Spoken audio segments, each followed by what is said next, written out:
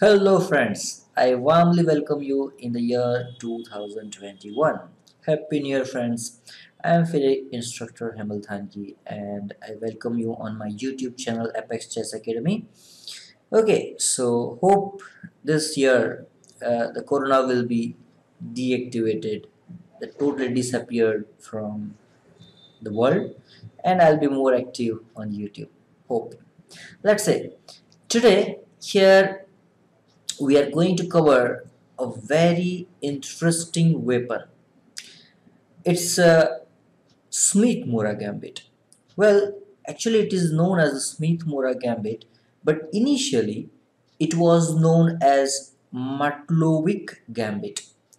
It was basically named behind the Matulovic Milan, who has played this opening successfully around I would say 1950, where he has played probably some games around 20 and his score was very decent. He just lost only two games, the rest of the game he won. But after few years, actually there were two players, Can Smith and Pierre Mora, who maybe they might have basically do more innovations in this, and that's why this gambit, Matlovic Gambit, basically disappeared, and the new name Smith Morra Gambit has come into the picture. But of course, we can't forget the player who has basically invented this line, and that's why I would still say the Matlovic Gambit is actually must be a name of this particular gambit. Okay, so today it's the introduction part of this particular gambit. You can either say the Smith Morra Gambit or the Martlovic Gambit. Okay, so how we'll cover this and how many total parts will be there? That's what I am going to share today with you. Okay, so here the gambit starts with the move e4, c5. Okay, there are some other ways as well to achieve the same gambit. For example, let's say here if someone plays d4 and if black goes for c5, then you can still play e4 here and still you'll enter in this particular gambit. Even white can start with knight f3 and after c5 still white can play d4 takes and now c3. Okay, and after dc3 knight c3 again will reach the same gambit. Okay, let's start with the our original Morra, that's basically e4 c5, and here the original way to play this is actually d4 and after takes c3, and here if someone takes on c3 then we'll say the gambit accepted, or if someone is not taking on c3 and if he plays something else, for example e6, d5, knight f6, queen a5, d3, maybe even g6, all these moves are will be covered in gambit decline. Okay, so here okay, same variation you can reach via other orders as well. For example, knight f3, if someone goes for e6, here we'll go for d4 takes, and now white can even play c3 here, right? Okay, more transpositions. Let's say if someone plays g6, still we can play d4 takes and c3, and still white will enter into the same gambit. Okay, let's say if someone plays knight c6 on move number 2, still here white can go for d4, cd4 and c3, and still white enters into the same gambit. But here the one move order is a little bit tricky that you should remember, that after the move 2d6 and after d4, cd4, c3, now this variation is not possible because black has already committed the move d6, and so after knight f6 you can't play e5 anymore. So this is not the way to achieve the Morra Gambit or the Matlovic Gambit, but otherwise the rest of the moves are just a transposition. Now let's say after e4, c5, d4, c takes d4, c3, d takes c3. Okay, other than d takes c3, I told you that some moves are possible like queen to a5. Black's intention is not to allow c takes d4, but by playing this move, of course, black is in big risk because he's simply developing his queen rather than minor pieces, which violates the basic rule. And we'll check how we can play against this variation in our future videos. Okay, let's say if someone plays d5, this is another way to decline the gambit, right? So here d5, but this move is actually going to transpose into Alepin, but the inferior variation of the Alepin, not the precise move order, because after e takes d5, queen takes d5, c d4, um, this is what the inferior variation of the Alepin, because normally in Alepin black is not going to take cd4 too early, otherwise it gives the excess of c3 square for our knight, and that's what the main problem in this particular variation. So after d5 it takes d5, queen d5, c d4, and here after knight c6 will go for simple knight to f3, and after bishop g4 we have the crushing knight c3. Bishop f3 is possible, but this is just an introduction session, so the future way to handle this particular line will be covered in our future videos in a decline section. Let's say if someone goes for knight to f6 directly, then we are going to play bishop b5 check, and we'll try to hold the pawn. Okay, so this is what the another way to decline with the move d5. Okay, e6 here is not that great because we can simply play c takes d4, and again after d5 we can simply go for e5 and the improved, and will achieve the improved version of the French. Okay, so e6, which is another way to play. Let's say if g6, then we'll continue with two ways. Either we'll play cd4 and enter into Alepin, or we can still continue with the aggressive way, and that's the move knight f3. And our idea is to play bishop c4 and queen b3 with the idea of putting pressure on the f7 pawn, which is weak because black has committed the move g6, not the e6. Another way to decline the gambit is with the move d3, but here we can simply take bishop into d3 and we'll continue with knight f3, c4, castle, knight c3, somewhat like this. Let's say if someone plays knight to f6, this will transpose into pure Alepin section that will be covered separately here.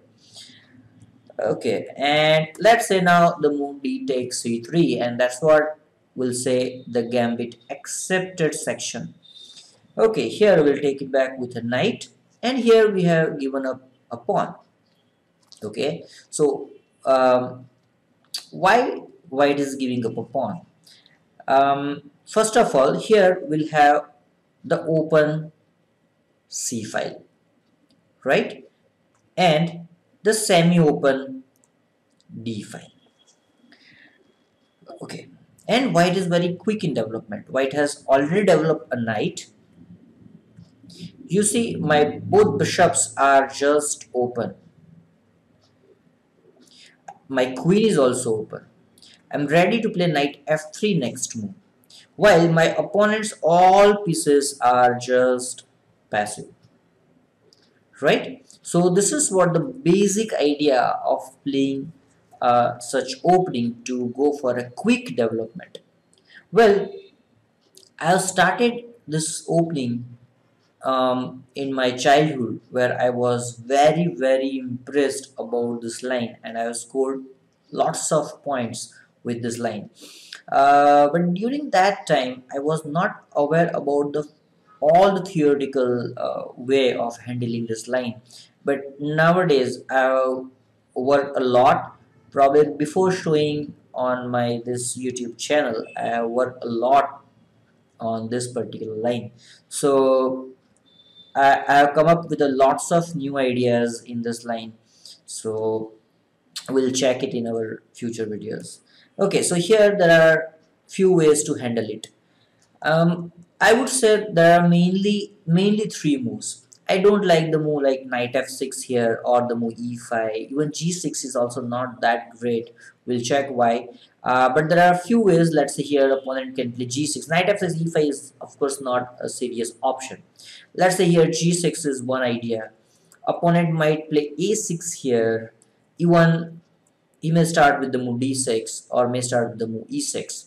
So e6 is of course possible, and here we simply go for knight to f3. If someone plays knight c6, then it transposes into the knight c6 section. And if someone plays a6 after knight to f3 here, then we can simply go for a bishop to c4. And now our idea is to go for a quick short castle, then maybe queen to e2 and try to put our rook on d1, where we are using the semi-open d file. And this bishop has basically three squares here, e3, f4 and g5. So we'll develop this bishop later according to the piece placement. I mean black's placement, piece placement. So either bishop e3, bishop f4 or bishop g5. This idea is there, but we'll decide after black's move. So bishop c4, that's the idea. So here the main move is actually knight c6, and then black is flexible with this move. Black may go for d6, may go for e6, may go for g6, may go for a6. So here this knight c6 is more flexible, and still we'll continue with the same idea. Here white setup will be same. We'll just go for knight c3, knight f3, bishop c4, castle, queen e2, rook d1, and we'll decide about the bishop, either e3, f4 or g5, and then we'll play rook a to c1. And you see, we have completed our development very quickly, right? So that's what the main idea behind this gambit, right? So after knight f3, again here g6 is possible, maybe d6, bishop c4 is possible. Here knight f6, which is a simple mistake, and probably nowadays if you are playing a very serious tournament, no one is going to be falling into this trap. But okay, here e5, which is the crushing move, and of course we'll cover this in more detail in our future videos again. If someone plays e6, we'll go for simple castle, and after knight f6, queen to e2, and again we have achieved the similar kind of setup with the move rook to d1. Let's say here if someone goes for e6 directly, here as well, basically there are few ways to continue. I mean, some players also play bishop to f4 here, but I will stick to our plan. We'll just play bishop to c4.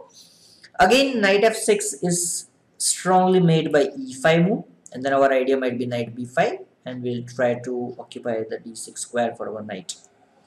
If someone plays queen to c7, we'll simply go for castle, and here we'll cover this particular line where I put in a different section, like black delays d6 and a6, right? So if black delays d6 and a6, then we have a trick of e5 and knight b5 that we'll check in our future videos. So here if someone plays knight to f6, we simply play knight to b5 and then try to play e5.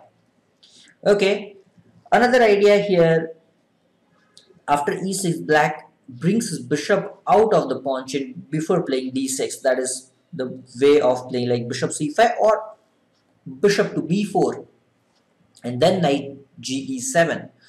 So here this bishop c5 and bishop b4 move that we're going to cover in the section, like say nc6, e6, knight g7, and bishop outside of the pawn chain. Bishop is not on f8. And in the same way, here we may start with the move direct knight ge7. Black may start with the knight g7. Here as well, we'll continue with our plan. But in this particular line, black keeps his bishop on f8 rather than bishop c5 or bishop b4. So this is another section that we are going to check in our upcoming videos. Here I'm going to play bishop to g5. Whenever knight g7 comes, we'll play bishop to g5. And after bishop to g5, oops, okay, bishop g5, f6, let's say, and bishop to e3. Okay, and again my idea is knight to b5 if black allows. And if he plays a6, then it will transpose into our another idea, that is move number 6. Black goes for a6. Okay, so again, for the blind pair, I will just repeat the move order when we'll reach to how we can reach to 6th a6. Okay, so it's basically e4, c5, d4, cd4, c3, dc3, knight c3, knight c6, knight f3, e6, bishop c4, and now the move a6. Here again we'll go for simple short castle. b5 is made by simple bishop b3. If someone plays knight g e7, which is the main idea here, okay, if someone plays d6, which is still possible, and here as well we'll go for the similar idea. We simply play queen to e2 and just play rook to d1, and then we'll decide about the bishop, either of any of these three square, either e3, f4, or g5. If black goes for knight g e7, then here we'll go for bishop g5. Now basically I'm not allowing, okay, see what's black's idea of playing knight g7. Black just wants to play knight to g6 and then try to play d6 and put the knight on e5, just bishop e7, short castle, and this knight g6 is not allowing us to play e5 so easily. And if after queen e2 and rook d1, if we are not able to play e5, then it's difficult to break the center. And of course here we have a development advantage. Whenever we have development advantage, we must break the center. The concept of Bahubali that we have already learned same concept in our previous videos. So whenever you have development advantage, break the center. So white should try to achieve e5, but with the move knight g6 we are not able to achieve e5, and if we are not able to achieve e5, then we have to stop this knight to g6, and that's why here we are playing bishop to g5. And after bishop g5, black has basically two ideas, either move f6 or the move h6. And in after both the moves, either f6 or h6, f6, we are playing bishop e3. So actually we have committed we have forced black to play this f6 move, and that's why the diagonal a2 g8 is very weak, and I'll show you how we'll going to exploit this weakness in future, right? So basically f6 is just a weakness rather than a strength. And let's say if black goes for h6 here, then still we'll continue with the move bishop to e3, and again h6 is not that useful move, and again we'll check why in our upcoming videos. Okay, so friends, I think you have clearly understand that uh, how many topics we are going to cover. Basically it's in a two part. One is the gambit decline and the gambit accepted. In gambit accepted as well, we are going to divide it in a concrete way, like black is delaying his bishop on f8, black is delaying d6 and a6, if black is playing early b5, if black is avoiding his king side development. This way we are going to divide uh, the Smith Morra Gambit or the Matulovic Gambit. Hope you have enjoyed this, and don't forget to subscribe my channel to get the videos first, to get a detail in our upcoming videos. So thank you friends. Stay tuned for my upcoming videos.